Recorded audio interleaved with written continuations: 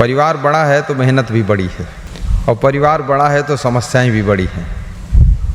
और बड़े परिवार को चलाने वाला भी बहुत दिल का बड़ा है, वो भी दिमाग का बड़ा है। यदि परिवार बड़ा है, परिवार को चलाने वाला दिल का बड़ा नहीं, उसका प्रेम बड़ा नहीं, हृदय बड़ा नहीं है और मेहनत बड़ी नहीं है, तो परिवार को नहीं चला पाएगा। सहनशीलता भी बड़ी होनी चाहिए, गम खाने की क्षमता भी बहुत बड़ी होनी चाहिए। और ये अगर क्षमता आ गई तो याद रखना, परिवार चला लेंगे आप। लेकिन यदि बहुत बड़ा परिवार है और कंट्रोल से बाहर है,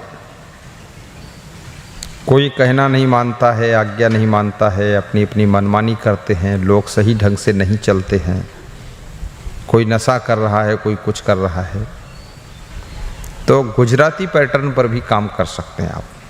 गुजरात में जो 18-20 साल का हो जाता है, शादी हो जाती है, उसको अलग मकान दे देते हैं, अलग बिजनेस करा देते हैं, माता पिता उसके ऊपर आशीर्वाद रखते हैं और भाई भी ध्यान रखते हैं, लेकिन उसका बिजनेस, उसका प्रॉफिट, उसकी उन्नति वो उसी के सुपुर्द रहती है। तो वह जो अभी नया नया विवाह किए हैं, दोनों पति पत्नी कंपटीशन पर बहुत मेहनत करते हैं, उन्नति करते हैं, विकास करते हैं, आगे बढ़ जाते हैं, तो वो भी पैटर्न अच्छा है। और जुड़े रहते हैं सब लोग, एक साथ प्रेम भाव रखते हैं। लेकिन परिवार का संगठन जितने दिन अधिक से अधिक हो सके उसको चलाना चाहिए और परिवार को संभाल के रखना चाहिए। क्योंकि परिवार कहने का तात्पर्य ये है कि जो आपस में टकराव होता है, तो जिनका स्वभाव ठीक नहीं है, जिनकी आदतें ठीक नहीं हैं, जिनके कार्य ठीक नहीं हैं, वो अगर परिवार में 4 लोग हैं तो भी टकराते हैं। बाप बेटे से लड़ता है, बेटा बाप से उलझता है, पति पत्नी आपस में उलझ जाते हैं, टकरा जाते हैं, सास बहू टकरा जाती है, तो ये उनका टकराने का स्वभाव है। अब कोई गम खाता नहीं है, एक दूसरे का महत्व कोई समझता नहीं है, और संगठन के महत्व को जब तक लोग नहीं समझेंगे कि संगठन से लाभ क्या है, सुमत से लाभ क्या है, और जब तक इस तरह के प्रवचन नहीं सुनेंगे, जब तक इस तरह का ज्ञान श्रवण नहीं करेंगे, जब तक इस तरह का उनको वातावरण प्राप्त नहीं होगा, तब तक ये संगठन में लोग नहीं रह पाएंगे, उलझाव मचाते रहेंगे। पहली बात, परिवार के सभी सदस्यों को संगठन का महत्व समझना चाहिए कि जैसे मधुमक्खियाँ संगठन में रहती हैं तो उनको देख करके हाथी भी डरता है। चींटियाँ संगठन में रह करके बहुत बड़े कीड़े को उठा करके खींच करके अपने यथास्थान गंतव्य पर ले जाती है। यदि संगठन ना हो तो एक चींटी जो है बहुत बड़े कीड़े को नहीं उठा पाएगी, वहीं वो कीड़ा पड़ा रहेगा। क्योंकि कीड़े का वजन जो है 10 ग्राम है और चींटी का वजन तो बहुत थोड़ा है, कैसे उठा पाएगी। संगठन से बड़े बड़े काम होते हैं। जब हाथी को मारना होता है तो शेर भी संगठन करता है, 4-5 शेर जुटते हैं तब हाथी को मार पाते हैं, एक शेर हाथी को नहीं मार पाता है। तो संगठन से हाथी जैसे बड़े बड़े काम भी हो जाते हैं। भगवान श्री राम ने संगठन, रीछ भालू बानरों का संगठन बनाया था। अपने संगठन में विभीषण को जोड़ा, संगठन में सुग्रीव हैं, अंगद हैं, नल नील हैं, गौगवाक्ष हैं, और उनके संगठन में हनुमान जी हैं, और अपने भाई लक्ष्मण को भी संगठन में रखा। और घर में कोई डिस्टर्ब ना हो इसके लिए 14 वर्ष का वनवास भी स्वीकार कर लिया। फिर भी अपने भाई भरत को जोड़ कर रखा, संगठन में रखा, शत्रुघ्न को भी जोड़ कर रखा। बहुत सी गलतियां भी लोगों से हो जाती हैं। संगठन को बनाए रखने के लिए क्षमा भी करना पड़ता है, सहनशीलता भी रखनी पड़ती है। यदि आप में सहनशीलता है, क्षमा करने की शक्ति है और अपनी गलती के लिए क्षमा मांगने की शक्ति है, परिवार का हर सदस्य इन भाव में ही रहता है, तो संगठन आसानी से चलता रहता है और परिवार में एकता बनी रहती है, सुमत बनी रहती है, परिवार की बहुत उन्नति होती है, विकास होता है। परंतु यदि राम भगवान ने संगठन न बनाया होता तो शायद रावण के ऊपर विजय प्राप्त नहीं कर पाते। कृष्ण भगवान ने यदि पांडवों के साथ संगठन में शामिल न हुए होते तो ये जरासंध को भी मारना बहुत कठिन था, और साथ में कौरवों की हार होना भी बहुत कठिन था। कौरवों में ऐसे तो बाहर से संगठित थे, लेकिन विचारों में संगठन नहीं था। एक दूसरे से संतुष्ट लोग नहीं थे, चाहे वो धृष्टद्युम्न हो, चाहे संजय हो, चाहे विदुर हो, और चाहे वो दुर्योधन हो या दुशासन हो। एक दूसरे के विचारों से, एक दूसरे के कार्यों से संतुष्ट नहीं रहते थे, परंतु बाहर से संगठित रहते थे, एक साथ काम कर लेते थे, इसलिए उनकी हार हुई थी। पांडव जो थे एक दूसरे के विचारों से भी संतुष्ट रहते थे और एक दूसरे के कार्यों से संतुष्ट रहते थे, और युधिष्ठिर के डायरेक्शन में काम करते थे, और अर्जुन की बात भी सब मानते थे। उचित बात यदि कोई भाई कहता तो उस बात का सब लोग आदर करते थे। संगठन के अंतर्गत परिवार में जितने सदस्य हैं, उनमें से यदि कोई भी उचित बात करता है तो उसकी बात का आदर होना चाहिए, उसकी बात को सुनना चाहिए, उसकी बात पर विचार करना चाहिए, और किसी व्यक्ति को अपनी बात की जिद नहीं करना चाहिए, मनमानी नहीं करना चाहिए कि नहीं मैं जो कह रहा हूँ यही ठीक, यही होना है। नहीं, उसके कई पहलू होते हैं, अनेक एंगल होते हैं, अनेक पहलुओं से उसको जब देखा जाता है तो आपकी कही हुई बात उतनी फिट नहीं गिर रही है, इसलिए उस बात को मानना मुश्किल हो रहा है। परंतु इतना जरूर है कि आप जो बात कर रहे हैं उस बात का भी महत्व है, पर जिद मत कीजिए, हठ मत कीजिए। जिस संगठन में, जिस परिवार में जिद्दी है, हठी है, क्रोधी बहुत है, वो परिवार का संगठन टूट जाता है। सरलता होनी चाहिए, नम्रता होनी चाहिए, एक दूसरे का अदब लिहाजा होना चाहिए, और सबको लेकर चलने की कामना सबके अंदर होनी चाहिए। क्योंकि एक गाड़ी है, गाड़ी में कितना संगठन है, रबड़ का टायर भी संगठित है, सीटें हैं, शीशा है, खिड़की है, गेट है, और इंजन है, इंजन के अंदर तमाम पुर्जे हैं, सब संगठित होकर के वो गाड़ी तैयार होती है, और फिर वो गाड़ी रोड पर भागती है 100 किलोमीटर की रेस में। 8 लोगों को बिठाकर, 50 लोगों को बिठाकर बस चलती है, और ट्रेन जो है उसमें तो हज़ारों लोग बैठकर यात्रा करते हैं। एरोप्लेन है, उसमें भी 100, 200, 1000, 500 लोग बैठकर उड़ते हैं। लेकिन कई तरह के पुर्जे, कई तरह के सिस्टम उसमें संगठित हैं। और फिर एरोप्लेन की उड़ान में भी कितना बड़ा संगठन है, हवाई अड्डा है, कितने कर्मचारी लगे हुए हैं, कोई सफाई कर रहा है, कोई चेकिंग कर रहा है, कहीं पुलिस खड़ी हुई है, कहीं जांच चल रही है, कहीं टिकट मिल रहा है, कहीं तो बोर्डिंग पास बनाया जा रहा है, कहीं वजन तौला जा रहा है, कोई बैग बांध रहा है, और फिर हवाई जहाज़ पर पहुंचो, वहाँ फिर चेकिंग, टिकट चेकिंग, फिर अंदर पहुंचो, फिर चेकिंग, और फिर जब बैठो वहाँ तो सब साफ़ सुथरा मिलता, फिर कोई पानी पिला रहा है। तो बिना संगठन के कोई बड़ा काम आप नहीं कर सकते हैं, इसलिए संगठन की बहुत बड़ी आवश्यकता है। हाँ, यदि आपके परिवार में, आपके घर में बहुत कलेश होता है, लोग समझदार नहीं हैं, विवेकवान नहीं हैं, तो आप फिर सबका बंटवारा करना पड़ेगा, क्योंकि ज़्यादा लड़ाई हो रही है रोज़ रोज़ घर में, और कोई समझता नहीं है, कोई गम खाना नहीं चाहता है, और लोग काम नहीं करना चाहते हैं। कोई आलसी बना लेटा हुआ है, कोई ससुराल में घूम रहा है, कोई मामा के घूम रहा है, कोई खोजड़ी बाजार जा रहा, इधर उधर खड़ा है, टाइम पास कर रहा है, कोई फिजूल खर्ची कर रहा है, कोई कमाना नहीं चाहता है। तो ऐसी स्थिति में परिवार में गरीबी आ जाएगी, और वो गरीबी, वो कंगाली सबको दुखद हो जाएगी। तो उसमें फिर बंटवारा करिए। जो लोग ज़्यादा उत्पात खुराफात मचा रखे हैं, मनमानी करते हैं, उनको अलग करते जाइए। पहली बात तो सब हिस्सा को कायदे से समझ लीजिए, कितनी प्रॉपर्टी है, कितनी ज़मीन है, और बंटवारा भी करिए तो ऐसे ढंग से करिए, क्योंकि बंटवारा के बाद भी कलेश झगड़ा ख़त्म नहीं होता अगर बंटवारा सही ढंग से नहीं हुआ। बंटवारा में सबको रास्ता मिलना चाहिए, और सबको संतोषजनक जगह भी मिलना चाहिए, और सभी को सही ढंग से प्रॉपर्टी में हिस्सा लगना चाहिए, और विवेक करना चाहिए, और बंटवारा में भी थोड़ा संतोष भी रखना चाहिए। अब इतना एक एक फिट का और एक एक पैसे का तो नहीं संभव हो पाएगा, लेकिन समझना चाहिए। जिसे बड़ा भाई है उसकी उम्र 50 साल है, अब 50 साल उम्र है, वो 15 साल से उस घर में मेहनत शुरू किया है, उसको मेहनत करते करते 35-40 साल हो गए हैं। अब छोटा भाई है, उसकी उम्र 20 साल है, सबसे छोटा जो है। अब इसने अभी मेहनत शुरू भी नहीं किया है। अब बड़े भाई की 35-40 साल की मेहनत की जो कमाई है, उन्नति है, जब बंटवारा होगा ये छोटे भाई का हिस्सा भी उतनी लग जाएगा। लेकिन छोटा भाई जब अलग होगा तो इसके पास कमाने के लिए भी वक्त बना है, बहुत बचा है वक्त। इसके पास में 40-50 साल कमाई करने के लिए बचे हैं। अब बड़े भाई के पास में समय भी कम बचा है, 10-15 साल बेचारा और कमा पाएगा। शरीर भी कमज़ोर हो गया, वृद्धावस्था आ रही है, उसका समय जवानी तो निकल गई, सबके साझे में, सबके संगठन में। तो इस बंटवारा में ये भी विचार करना चाहिए।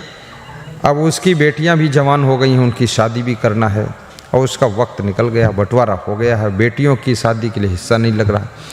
तो ऐसे अगर उचित विवेकपूर्ण बंटवारा करना है, डिवाइडेशन करना है, तो उसके लड़कियों की शादी के लिए भी हिस्सा लग जाना चाहिए कि इसको जो है 5 लाख रुपए लड़की की शादी के लिए भी इसमें से निकालना है, 2 लाख निकालना है। क्योंकि अब बुढ़ापे में उसको अलग कर दिया जाएगा तो वो कहाँ से पैसा इतना कमा करके बेटियों का विवाह करेगा। अब जिस घर में न्याय नीति नहीं होती है तो घर का जो मालिक होता है फिर चुपके चुपके चोरी करना भी शुरू कर देता। वो समझता है कि बंटवारा होगा तो मिलेगा तो कुछ नहीं, ये बेटियों का विवाह कैसे होगा हमारे बुढ़ापे में, तो वो छिपा कर रखने लग जाता है, तब भी परिवार खोखला हो जाता है। लेकिन उसको थोड़ा ज़्यादा दीजिए और या तो ये निर्णय लीजिए जब शादी होगी तो इसकी शादी में पैसा सामूहिक रूप से जिसके हिस्से पर जितना आएगा, अगर 2 लाख खर्च हुआ है, हम 4 भाई हैं तो चारों को 50-50 हज़ार देना पड़ेगा। लेकिन कई लोग इस वादे से मुकर भी जाते हैं, नहीं देंगे तो क्या करोगे, फिर विवाद होगा। अब शादी तो बेटी की करनी है, इसलिए बड़े भाई को थोड़ा नगद राशि में से कुछ ज़्यादा देना पड़ेगा, क्योंकि अब उसके पास समय कमाने के लिए बचा नहीं, ताकि वो अपनी बेटियों का विवाह भी कर सके। और छोटा भाई जो है उसके पास अभी कमाने के लिए बहुत लंबा समय बचा हुआ है। वो जो कमाएगा तो अपने परिवार में, बेटियों के विवाह में और बच्चों के विकास में लगाएगा। लेकिन बड़े भाई का वक्त निकल चुका है, इसलिए दया भाव से बंटवारा बहुत समझदारी से करना पड़ता है। और मकान का भी बंटवारा इसी तरह से है। यदि आप सर्विस करते हैं, आपका बड़ा भाई सर्विस नहीं करता है, वो खेती बाड़ी करता है, तो निश्चित है आपको 1 लाख 1.5 लाख महीना वेतन मिल रहा है, तो आप तो नया मकान बना लोगे 2 साल में। लेकिन आपका बड़ा भाई ज़्यादा से ज़्यादा मुश्किल से साल में 1 लाख बचा पाता है, तो मकान बना ही नहीं पाएगा। दैनिक खर्चों में खर्च हो तो कबाड़े में खड़ा रहेगा। तो मकान अगर बना हुआ है पुराना तो बड़े भाई के हिस्से में कर दीजिए, या बड़ा भाई अगर सर्विस में है तो उस मकान को मंझले भाई के हिस्से में कर दो, जिसके पास और कोई आर्थिक स्रोत नहीं है। तो आपस में लड़ाई झगड़ा नहीं होगा, विवाद नहीं होगा। यदि सभी भाई सर्विस नहीं कर रहे हैं तो फिर मकान में सभी को थोड़ा हिस्सा दे दिया जाए, क्योंकि अगर मकान छोटा है तो उसकी कीमत लगा करके अन्य लोगों को धनराशि पेमेंट की जाए। और मकान में बहुत छोटा मकान है, उसी में 5-5 फीट जगह ले रहे हो तो उससे कोई मतलब भी नहीं, फालतू खुराफाती काम है। हाँ ये है, उसका टाइमिंग रख लिया जाएगा कि अगर 2 साल तक आप मकान नहीं बना पाते हैं तो 2 साल इसी में रहें आप जैसे रहते हैं, और 2 साल के बाद जब मकान आपका बन जाएगा तो अपने मकान में चले जाना। आप मेरे भाई हैं, जहाँ हम लोग 20 साल साथ में रहें तो 3 साल और रहो आप यहाँ, कोई ऐसी बात थोड़े, हम सब एक हैं। तो श्रद्धा भाव और प्रेम भाव और दया भाव से ही ये बंटवारा हो सकता है, क्योंकि भाई का मतलब है आपका अभिन्न हृदय है और आपके शरीर में, उसके शरीर में एक ही माँ बाप का खून दौड़ रहा है और तुम एक ही ब्लड के दोनों हो। अब इसमें ध्यान रखना पड़ेगा आपको, करुणा भाव से बंटवारा कीजिए। और कई बार ऐसा भी हो जाता बंटवारा करने के बाद में 2 भाई ज़्यादा पिछड़ जाते हैं, ज़्यादा गरीबी आ जाती है, उनके पास बुद्धि नहीं है, उतना विवेक नहीं है, उतना योग्य नहीं है, बेचारे कुछ कर नहीं पाते हैं, खेती बाड़ी में भी गलत डिसीजन लेकर काम करते, उसमें नुकसान होता है। भैंस वैंस पालते वो भी मर जाती, भाग्य साथ नहीं देते, तो उनको ज़्यादा कंगाली आ जाती है। अब यदि आप बुद्धिमान हैं, भाइयों में बंटवारा हो गया है, तो भी अपने भाई का ख्याल रखना चाहिए। उसको पैसे मत दीजिए, आप पैसे नहीं देना चाहिए। पैसे दोगे, अगर उसकी आदत ठीक नहीं है तो दारू पी डालेगा। उसका घर बनवाने में मदद कर दो, उसकी बेटी की विवाह में मदद कर दो, बस ये 2 काम। वो बीमार हो जाए तो उसका ट्रीटमेंट कराने में मदद कर दो। अब क्या करोगे, उसके पास बुद्धि नहीं है और विवेक नहीं है, इतना भाग्य भी उसका ठीक नहीं है, बेचारा गरीबी में फंस गया जाकर के, आखिर है तो आपका भाई है, तो दया भाव से उसको फिर सपोर्ट कर लीजिए। हंसी न उड़ाइए, अरे तुम बर्बाद हो गए हो, देखो हम उन्नति कर गए हो, तुम्हारे कुछ नहीं, कौड़ी कंगाल मेरा भाई। नहीं नहीं, समाज के लोग, रिश्तेदार के लोग आपके भाई की कमजोरी से भी आपको भी हंसेंगे कि देखो इतना वेतन पाता है, इतना बुद्धिमान है, लेकिन भाई को कौड़ी नहीं देता है। समाज के लोग इसको बुरा मानते हैं, और बुरा माने ना माने, एक दूसरे को मदद करना भी हमारा परम धर्म है। जैसे अब एक जॉइंट फैमिली है और घर अलग है, तो जिसकी फैमिली में 10 सदस्य हैं और जिसकी फैमिली 5 सदस्य हैं, किसी की फैमिली 15 है, तो अब 10 सदस्य वाले को कितना मिलना चाहिए? अगर 5 वाली फैमिली को साल भर के लिए 5 कुंटल गेहूँ मिला है, तो इसको 10 कुंटल दे दीजिए, 15 वाले को 15 कुंटल दे दीजिए, क्योंकि सदस्य खाएंगे तो उतना ही। तो बच्चों के हिसाब से और जवानों के हिसाब से उनको राशन थोड़ा बढ़ा कर दिया जाए, जिनकी फैमिली सदस्य ज़्यादा है। और मेहमान, अब जब घर अलग अलग हो गया तो मेहमान भी अलग अलग अपने अपने खास व्यक्ति के यहाँ ही जाएगा, तो वहाँ रहेगा, उसका सेवा सत्कार वो करेंगे, और उसको चाहे खिचड़ी खिलाएं, चाहे खीर खिलाएं, चाहे कचौड़ी खिलाएं, लेकिन खुश रहेंगे। और मेहमान को भी झिकझिक खत्म हो गई, और सभी का मकान ठीक ठाक करा दीजिए। हाँ, घर में अगर एक भी बुद्धिमान व्यक्ति है, विवेकवान व्यक्ति है, समझदार व्यक्ति है, सब लोग उसके इशारे से चलते हैं, तो सबकी व्यवस्था ठीक ठाक हो सकती है, संभल सकता सिस्टम, बशर्ते उसको स्वीकार करें और उसको लोग माने, और वो भी निर्मल अंतःकरण का भी हो, बुद्धिमान भी हो, साथ में वफादार भी हो, ईमानदार भी हो, और परिश्रमी भी हो, और सेटिंग और प्लानिंग भी अच्छा डिसीजन लेता हो, तो ये सब संभव हो सकता है। फिर 10, 20, 25 साल कुछ दिन और चलता रहेगा आपका साथ में, क्योंकि आप साथ में काम करते हैं तो काम करने से बहुत फायदे होते हैं साथ में। जैसे राइस मिल लगाना है, सपोज मान लिया आप 4 भाई हैं और चारों भाई को बंटवारा में 10-10 लाख रुपए मिले, लेकिन चारों भाई ने एक साथ 40 लाख इकट्ठे कर दिए और 20 लाख या 40 लाख कहीं से और सहयोग में ले लिया, राइस मिल लगा दिया। अब राइस मिल में बहुत बड़ा काम है, तो खेती बाड़ी भी देखना, जो भाई खेती बाड़ी की योग्य है वो खेती बाड़ी देखे, और खेती बाड़ी के साथ में दूध का व्यवसाय भी रखना चाहिए, वो अवश्य रखना चाहिए। हर आदमी को कम से कम इनकम सोर्स 2-3 रखना चाहिए। और खेती बाड़ी है तो उसमें सब्जी का भी व्यवसाय रखिए, अच्छी सब्जी 1-2 एकड़ में उगाइए, 1-2 बीघे में उगाइए, तार का जाल बना दीजिए, उस पर लौकी है, तुरई है, परवर है, ये फैला दीजिए।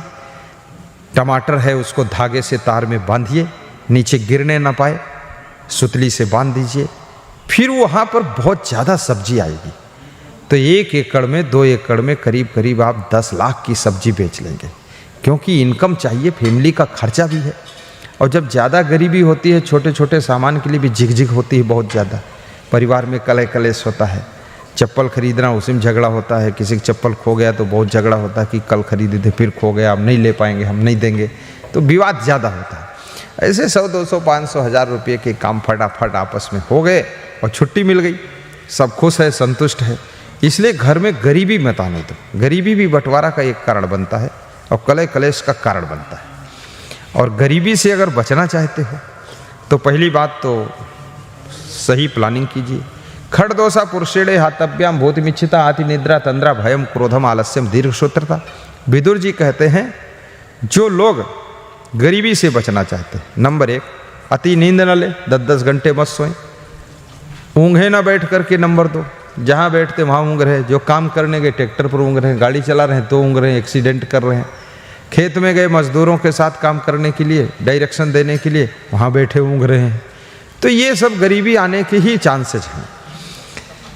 तो निद्रा तंद्रा भयम क्रोधम, और भयभीत स्वभाव नहीं होना चाहिए आपका, निर्भय भी रहिए तो आपकी गरीबी दूर होगी। और क्रोधम, क्रोध ना कीजिए, सहन शक्ति रखिए तो गरीबी दूर होगी। ज़्यादा गुस्सा करोगे लक्ष्मी रूठ जाएगी। आलस्य बिल्कुल मत करो, बे पुरुषार्थ करने के लिए अलर्ट रहो, रात हो या दिन हो अपना काम फटाफट रेडी रखो तो गरीबी दूर भाग जाएगी। दीर्घसूत्रता, जो 10 मिनट में होने वाला काम है उसमें 1 घंटे लगा देना तो गरीबी खूब रहेगी तुम्हारे यहाँ। 10 मिनट में होने वाले कार्य को 5 मिनट में निपटाइए फटाफट, टाइम बचाइए। उस टाइम में कोई नया कार्य करिए, नया कार्य करोगे तो नया रिजल्ट आ जाएगा और आपका डेवलप ज़्यादा हो जाएगा। तो खेती के साथ में सब्जी का भी बिजनेस जोड़िए और खेती के साथ में थोड़ा सा दुधारू भैंस है, दुधारू गाय है, उसका भी बिजनेस जोड़िए। और जो आपका भाई खेती बाड़ी देख रहा है वो भाई आपका लेबर और मजदूरों की सहायता से इस विभाग को भी देखे और घर की महिलाएं जो है इस विभाग में मदद करें दुग्धशाला में, क्योंकि घर भी ऐसा बनाइए कि आपकी जितनी जगह है प्लाट है तो उसमें सड़क से कुछ जगह छोड़ करके तब घर बनाइए और बाउंड्री खींच दीजिए और किनारे एक ऐसा रास्ता दीजिए जो घर के पीछे तक चला जाए और पीछे घास है, भूसा है, गोबर है, भैंस है, गाय है। तो महिलाएं जो है काम करना कोई बुरा नहीं होता है। अभी हमारे पास में एक फ़ोन आया था राजस्थान से श्रीमती सुनीता देवी, श्री गोविंद सिंह का। तो वे कह रहे थे कि काम करना गुरुजी कोई नहीं बुरा है, छोटा काम हो बड़ा काम हो, काम सब अच्छा है। बोले हम तो जयपुर में रह करके भी भैंस भी पाल रखे हैं, गाय भी पाल रखे हैं, डेली हमारा दूध 2-3 हज़ार का हो जाता है, उससे हमने मकान भी बना लिया है, बच्चों को अच्छे स्कूल में हम पढ़ा भी रहे हैं। अब खेती बाड़ी की व्यवस्था यहाँ नहीं है तो दूध से काम चला लेते हैं। अब वो महिला हो करके पूरा दुग्ध व्यवसाय संभाल लेती है और ईमानदारी रखना जरूरी है। तो उधर पीछे जो है दुग्ध की व्यवस्था महिलाएं भी संभाल सकती हैं। अच्छा, कुछ महिलाओं की आदत होती है कि अलग से कुछ पैसे कमाना और अलग से रखना। तो जो महिलाएं ऐसा करना चाहती हैं, जब सबके घर अलग अलग हो गए तो अपना पीछे 2-4 भैंस पाले और भैंस को खूब दाना भूसा खिलाएगी, गोबर उठाएगी, मेहनत करेगी, बिजी रहेगी, चिड़चिड़ नहीं करेगी। तो उसको करने भी दो अगर थोड़ा और खींचना है इस संगठन को, क्योंकि अब कोई उपाय नहीं है। अब ऐसी महिला तुम्हारे घर में आ गई है तो एडजस्टमेंट करना पड़ेगा, थोड़ा कम खाना पड़ेगा और फिर वो महिलाएं इस तरह से काम कर सकती हैं। ऐसे संगठन में ही करना चाहिए, अलग अलग सब सोर्स नहीं खोलना चाहिए लोगों को। और कुछ लोग घर में जो है बिजनेस का भी काम करें, राइस मिल लगा लीजिए, आइसक्रीम की फैक्ट्री लगा लीजिए जो गर्मियों में काम आएगी, और दूध है, छाछ है, घी है, ये भी बना करके बेच सकते हैं आप। इनकम सोर्स तो बढ़ाना ही पड़ेगा। और खेती में भी कुछ ऐसा अपना बोइए जिसमें ज़्यादा आमदनी होती है, ऐसी चीज़ों को बोइए। कबाड़ी चीज़ें मत लगाइए जिससे कमाई नहीं होती है, और जो चीज़ें बहुत जल्दी नष्ट हो जाती हैं उनको मत लगाइए। ऐसा लगाइए जो थोड़ा बहुत पानी को सह सकती हैं, थोड़ा सूखा को भी सह सकती हैं, थोड़ा सा आंधी तूफान को भी सह सकती हैं। ऐसे ढंग की खेती करो। अपने घर की मिट्टी को, खेत की मिट्टी को भी देख करके खेती करो कि इस मिट्टी किस बीज के लिए बनी हुई है, इसमें कौन सी फसल हो सकती है। और ये भी देख लो मार्केट में कौन सी चीज़ बिकती है, हमारे प्रदेश में किसकी डिमांड है और कौन सी चीज़ हमारे देश के अंदर ज़्यादा डिमांड रहती है, जिसकी सप्लाई हो सके, रेट अच्छा मिल सके। ये सब हिसाब लगा करके आप अपना खेती बाड़ी का काम करें। दूसरा, गांव में भी किराना स्टोर की ज़रूरत रहती है, तो आप गांव में भी जगह खरीदिए कुछ सड़क के किनारे, वहाँ पर दुकानें 4-6-10 बना दीजिए। हर भाई के हिस्से में 2-2 दुकानें आ गई। अभी जब तक हम जॉइंट हैं तब तक अपनी एक साथ काम कर रहे हैं।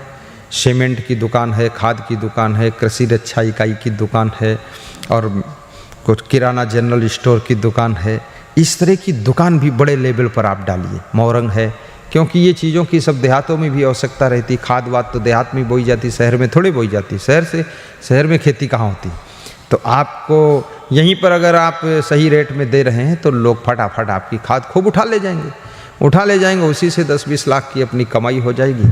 और हर व्यक्ति चाहता है कि हम अच्छी गाड़ी में चलें, हर व्यक्ति चाहता है अच्छे मकान में रहें, सुविधा से रहें, फैसिलिटी से रहें, कंफर्टेबल रहें।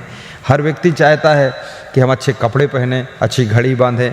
लगभग ज़्यादातर लोग चाहते हैं मेरी बेटी के विवाह में खूब धूमधाम मचे, बेटे के विवाह में धूमधाम मचे, मेरे विवाह में धूमधाम मचे। तो धूमधाम तो पैसे से मचेगी, तो पैसा होना चाहिए। अब ये भी विवेक होना चाहिए, फिजूल खर्ची कोई ना करे। फिजूल खर्ची अगर आप करोगे, पानी की टंकी में 10,000 लीटर पानी भरा है, अगर फिजूल खर्ची करो तो एक दिन में टंकी खाली हो जाएगी। वो बहाओगे पानी इधर उधर। अगर सही ढंग से उपयोग करो तो एक बार टंकी भर दो, पूरे परिवार के लिए 1 महीने के लिए फुर्सत है, 1 महीने तक चलती रहेगी। तो फिजूल खर्ची किसी को नहीं करना चाहिए। और बड़ी समझदारी से काम करना चाहिए, तो ही आपकी ज़िंदगी में ये घर परिवार में संगठन रह सकता है। और शिक्षा पर जोर देना चाहिए। जो आपके बच्चे हैं उनको अच्छे स्कूल में पढ़ाइए, ट्यूशन भी लगाइए, कोचिंग भी लगाइए और बच्चों को शिक्षा का महत्व समझाइए। जब ये मनुष्य किसी चीज़ के महत्व को समझ जाता है तो उस कार्य को मन लगाकर करने लगता है। जब तक उसकी इम्पोर्टेंट कोई नहीं समझता है तब तक उस कार्य को करता नहीं है।